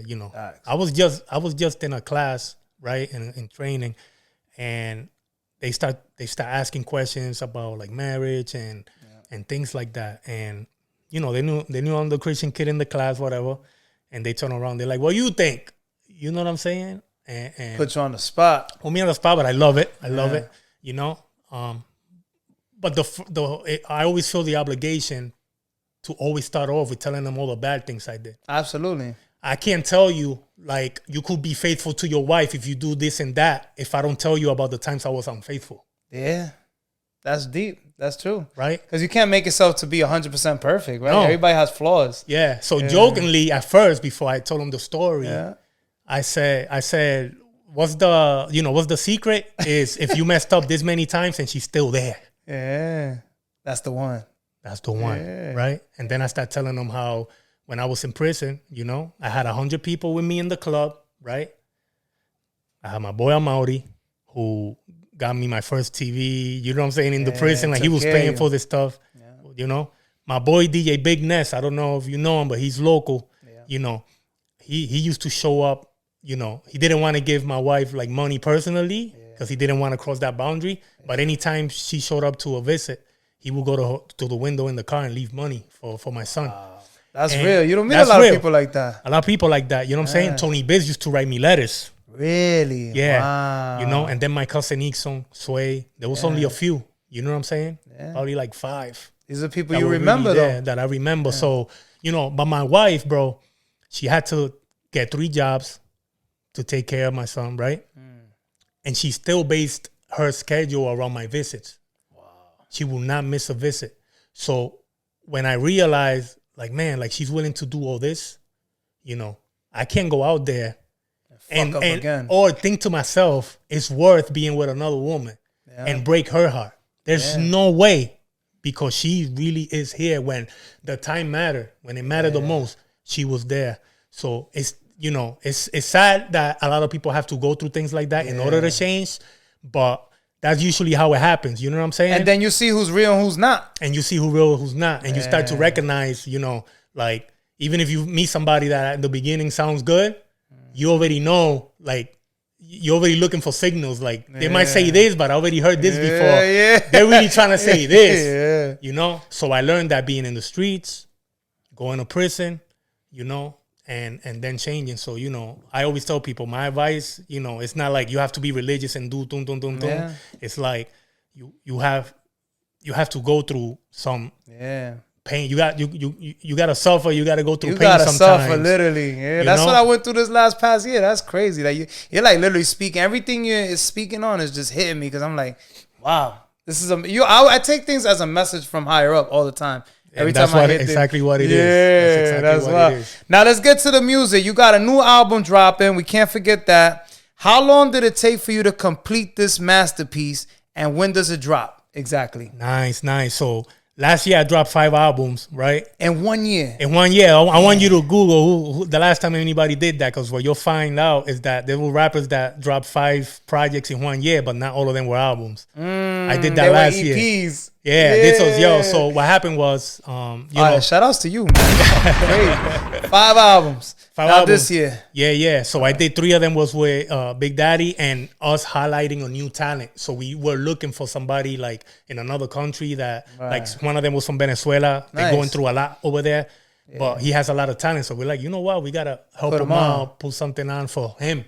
Yeah. So we did that for 3 albums. You know, I dropped my solo album, the first Christian solo album. I dropped it last month, right? And what was the name of that for people who... Cadena Perpetua 2. You know what I'm saying? Download, stream that. Yeah, so Cadena Perpetua 1 was a secular album. I wanted to name this one Cadena Perpetua 2 because, again, a lot of people would tell me, don't name it the same way as the old stuff, because the old stuff is bad. No, because I want people to know this is Temperamento. This is who he used to be. Look at him now. So I did that. And so March 7th of last year, I had dropped an album called Leyendas with a rapper from Chile called Wolandia. I met him because we came out on Redimido's album. Redimido is the #1 Christian artist in the world. Wow, that's fine. Right? His videos on YouTube are 200 million views plus. Sheesh. Okay? He got some fans. He's the man, right? So he puts me and this guy in one of his albums. An album that was intended to show off new talent. For some reason, at the end of his last song, he hits me up on WhatsApp and he's like, I had a plan, but God had a different plan, right? I want you in my album. So this is how me and Wolandia got in the album. It's called Rompiendo, Redimido Rompiendo. Nice, I like that. Right? It's out now, right? It's out now. It was nominated for like Latin Grammys and stuff. Like, like, you know, the dude is it. You know, he's like the Bad Bunny of Christian music, that's right? dope. So we come out his album and I get to know Wolandia because he's the other rapper that's there. You know, and he makes hip hop beats. Like, he's a monster making beats, right? So we talked and we're like, yo, we should do an album together. So we came up with a concept of doing a hip hop album, right? That when you listen to it, you know, it almost sounds like you're listening to a street album. Yep. Right?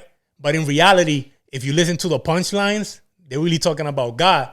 But you got to be street smart and you got to know a little bit about God to even understand that. To get the lyrics, right? I like it. So we did that and we're like, and we want to, you know, we want to put like rappers, like secular rappers on it. You know what I'm saying? And like legends. Yeah. So we did that, bro. The album made a huge impact. It was a smash. Everybody, famous rappers were hitting us up like, bro, I just heard your album. Dope. It was the first time that I really felt like a lot of rappers outside of us were like taking their time to like listen to album. If you know, like back in the day when you used to buy a CD in the store. Yeah, you really listen to it. I got that vibe from that album. I'm like, wow, they're really like listening to this album like that. Yeah. So, you know, that was March 7th of last year. So he hits me up like 2 months after. We gotta do another one. He said, yo, how about every year, March 7th? For as long as we can, right? Like and I'm like, yo, I like that idea. Let's start recording. So we started, and bro, and the lineup in this one is insane. Can we get any? Who you got on there? Who you give us some gems? Who's on it? So of course the only rapper that was in the last one that's in this one is Big Daddy, of course. Big Daddy, yeah. You know, he gets the benefit of because course. of his loyalty. Yeah. I don't care what I'm doing. He's going to be involved somehow. You know what I'm saying? I like it. But I have El Philippe. El Philippe, bro, is probably the best Spanish hip-hop rapper. Yeah. This dude is a punchline, you know. He's like on his Lloyd Banks. His brother is one of my favorite rappers too. They call him Los Hermanos de Rap. You know what I'm saying? Got you. He's called Natán el Profeta, who's one of the biggest Christian rappers in the world, and he just moved to Providence. He lives out here, right? That's fire. So so his brother El Philippe, he went viral because he did a battle in the streets. He battled a secular battle rapper and destroyed him. Really? Without saying a bad word, nothing, just telling them facts. Like, you rap about this, and killed him. Went viral, right?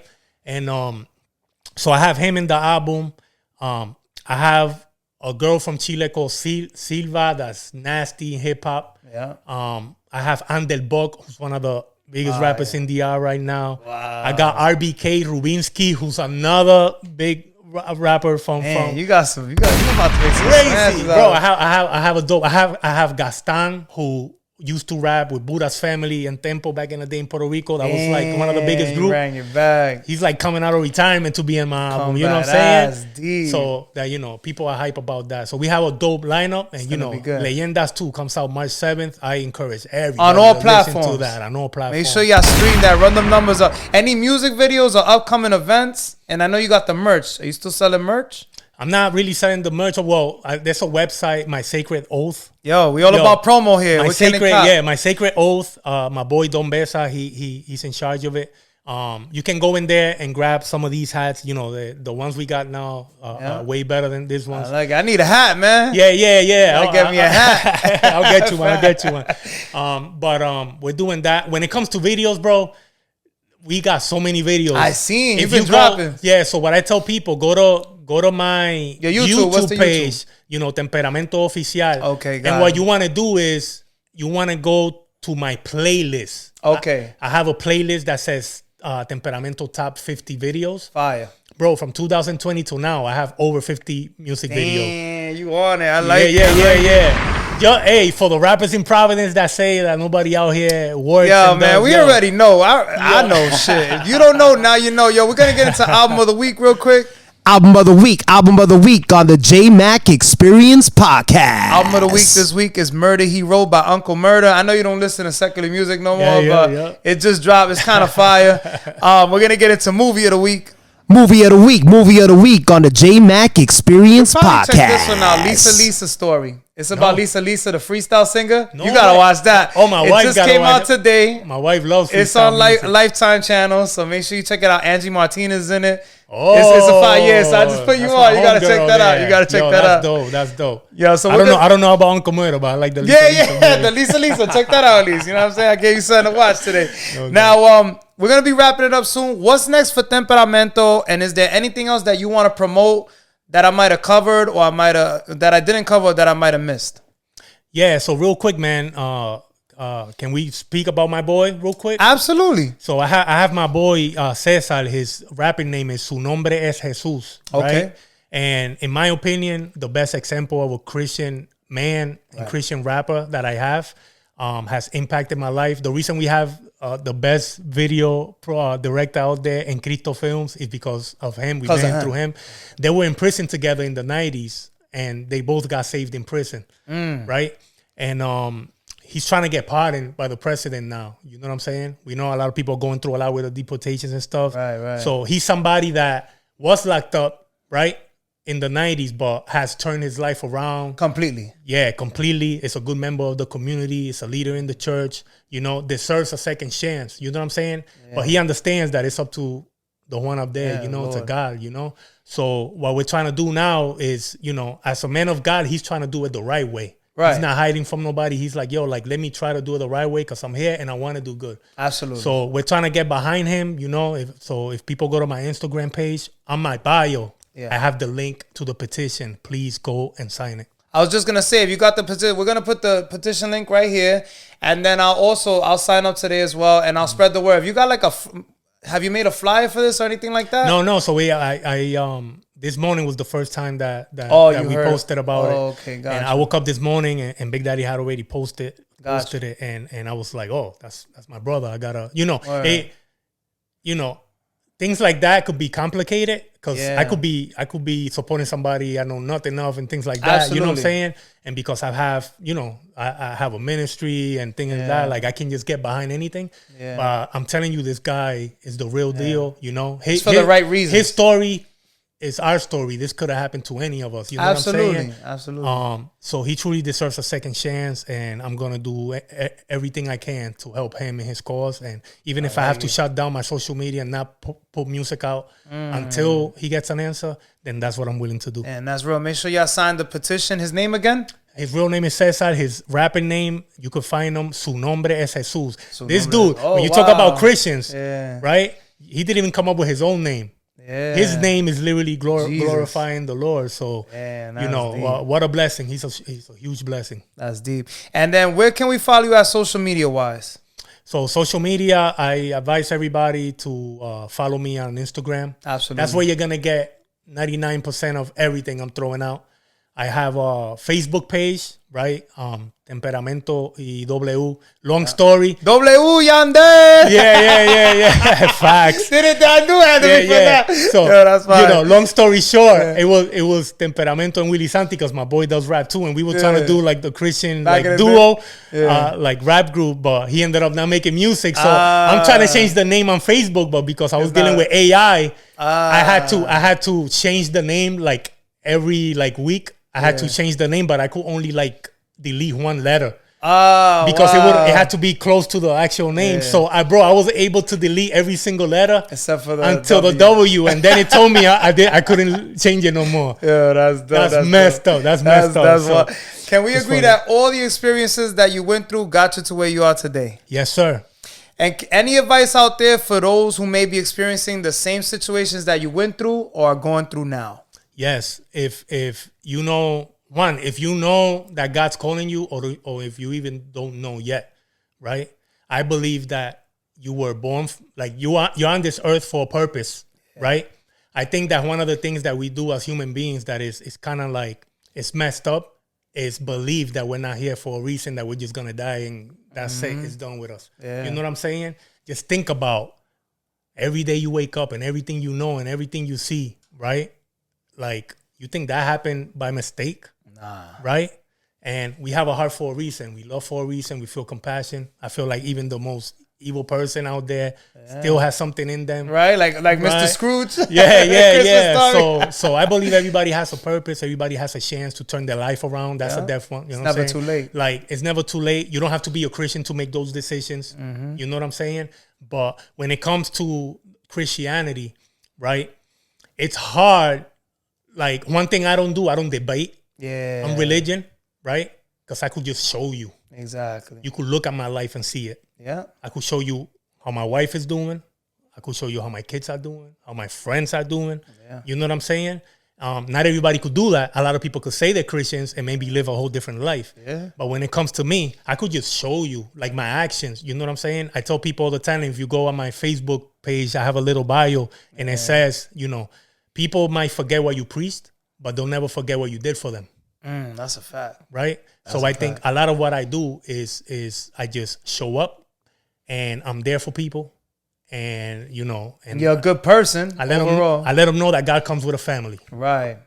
So, and that invitation's for everybody listening, everybody watching, and even for you. I love it, man. And the church, once again, was the church that was Legacy located? Church. Legacy Church. We do our services at Tollgate High School in Warwick every Sunday. Nice. Every Sunday. So if you're familiar with Tollgate, I'm going to have to slide just through go to church on days. Sunday. Yeah, nice. 9 o'clock. Like when a man says something, I like them to keep their word. So are you coming to my church? I'm going to come through. All right. I'm going to take your word. I work on Sundays, but if it's early in the morning, I can make my way there. All right, so he's coming to church. And as a matter of fact, I'm posting a picture with you the day you come and show proof. I'm a man of my word. So it's the same way you gave me your word and you pulled up, I'm going to give you my word. You know what I mean? Awesome. I'll get all the info. Any last words or special shout-outs that you would like to mention before we sign off? My Lord and Savior, Jesus Christ, bro. I love it. I wouldn't be here without him, you know. And I'm just grateful that I get the opportunity to do this. As a matter of fact, I got a question for you. Ask me. What's that right here? Oh, that's CMOS. That's the Black Sheep. Shout out to our sponsor. I like how you pointed that out. Yeah. Shout out to our sponsor, Black Sheep CMOS. Make sure you hit a Raul Delgado. His family owned Pitos and stuff like that. So you probably know him too. Yeah. You probably know Raul. Bro. Pito fed me for years. That's for you. That's for you right there. Oh, it is for me. Yeah, that's for you. Oh, that's for you. That's my you. gift to you. You know what I mean? Make sure awesome. it get your health right. It's good for like your immune system. You know. Really? What you do with it though? You just take 1 tablespoon of it. Oh, really? All right. Yeah, and you got to keep it refrigerated. If you didn't tell me that, I would have gone in the shower and like nah. bathe myself with it. It tastes like Jello. It's not bad. Okay. But you already know, man. Episode 66 featuring Temperamento, the Jmack Experience podcast. This was definitely a vibe. Make sure you tune in. Make sure you sign that petition. We are signing out. Gra! Thanks for coming on the Jmack Experience podcast. Be sure to come on for another episode every single week. Until next time, peace. Black Sheep CMOS. It'll make you want to slap your daddy. Oh, harder, daddy.